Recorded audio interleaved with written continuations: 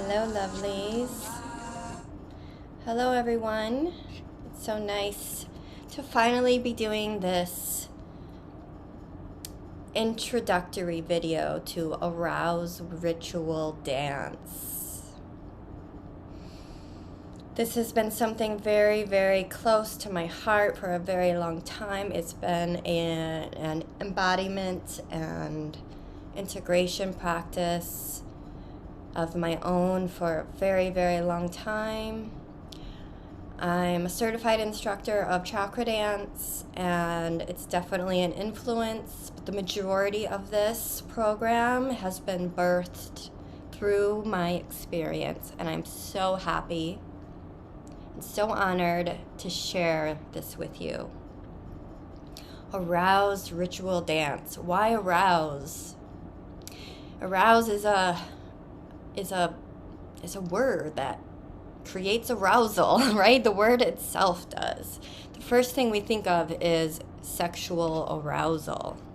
And that's important to think about. It's definitely an aspect of why I named this practice, this program, this play shop, Arouse Ritual Dance. Arouse is, of course, reviving sexual creative life force energy. We sometimes know that as Kundalini. It's also to evoke or awaken any kind of feeling or emotion or response within us, to excite us. It also means like to be aroused from sleep, to awaken from sleep is another definition of arouse. Awaken from slumber and to bring back to life, to stimulate the body. And that in turn helps us to, stimulate ourselves and to influence others. So with that, I just wanted to give you a quick intro. I'm not going to take up too much of your time.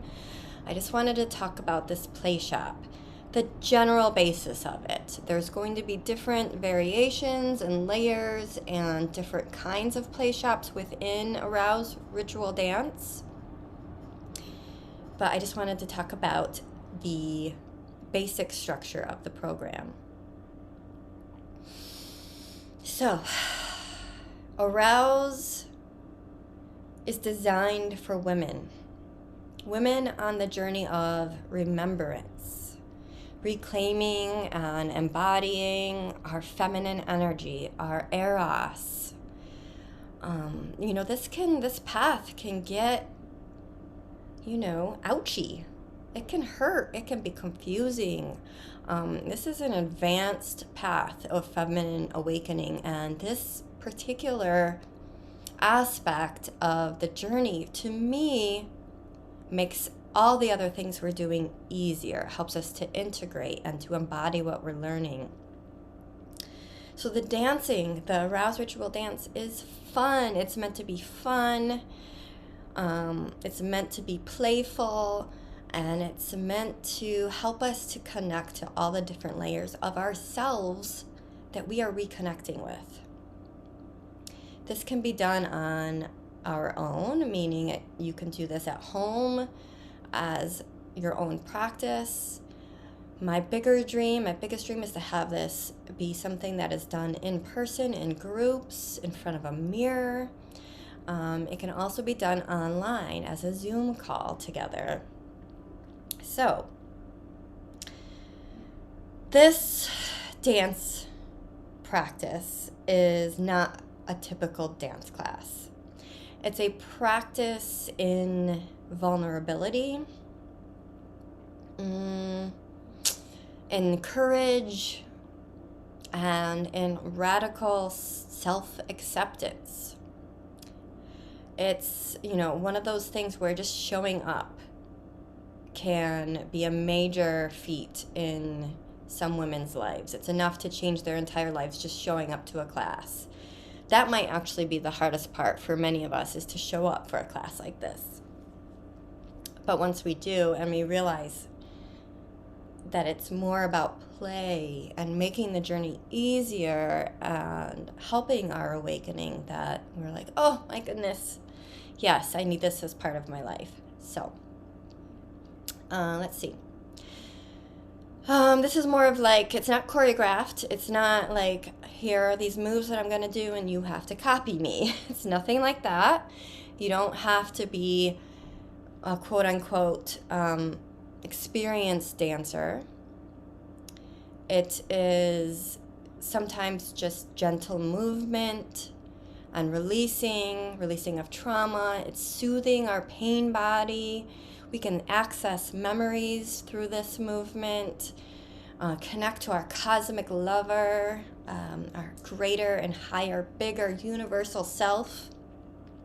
We also connect to our bodies, to our wombs. We help to clear the energetic channel, opening up the chakras, releasing from these places, from these energetic centers within us. Arouse Ritual Dance helps us to become more intimate with our woman and to hold her with this newly embodied strength of our inner masculine that will also come alive in these practices. All right, so a few of the things we will play with in Arouse Ritual Dance are, of course, movement.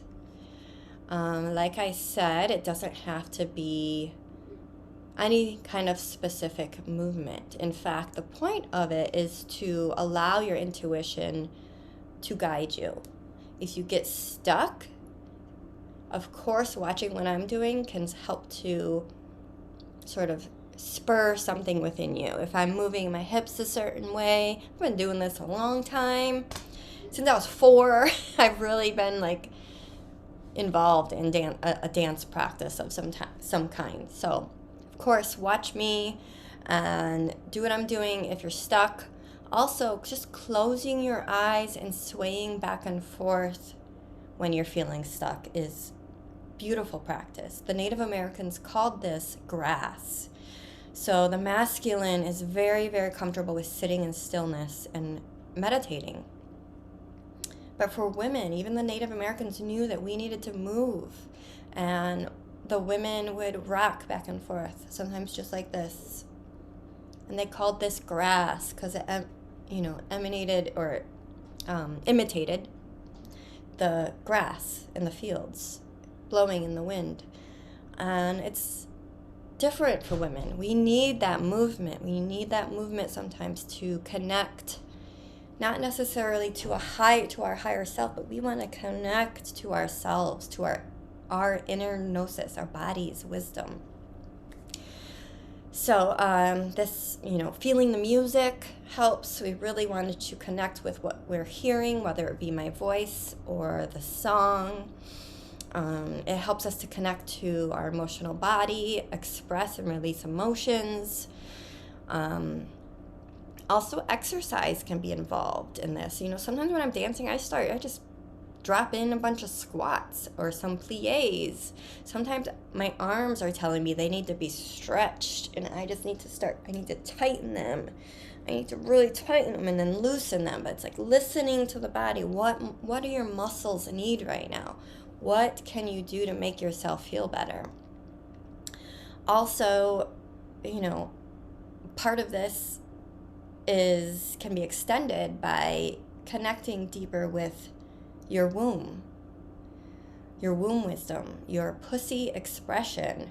We can use a yoni egg in this practice to make it even stronger. And if you have questions about yoni eggs, I actually am experienced with the use of them in many different ways and would be happy to answer questions about that. Also within this practice is sound. So while you're moving, sometimes a sound wants to come out. If you're moving and you're opening your chest and your heart, maybe you want to just do a big moan, like, ugh, let it out. Let those sounds out. Also, of course, breath. First of all, we just want to make sure we are actually breathing, that we're not tensing up around our breath, that we're flowing. It doesn't have to be anything specific. It's just a constant in and out. And of course, the more we get into it, the more we will need to breathe. But when we start accessing memories or things that might be a bit painful for us in this practice, the fact that we're already engaged in that breathing keeps us open so that those things can move. Where just in our typical days, if those memories like come back to us when we're just doing whatever we're doing, we tend to tense up and like almost forget to even breathe. And so it holds that discomfort in our body. So that's an important part of it, the breath.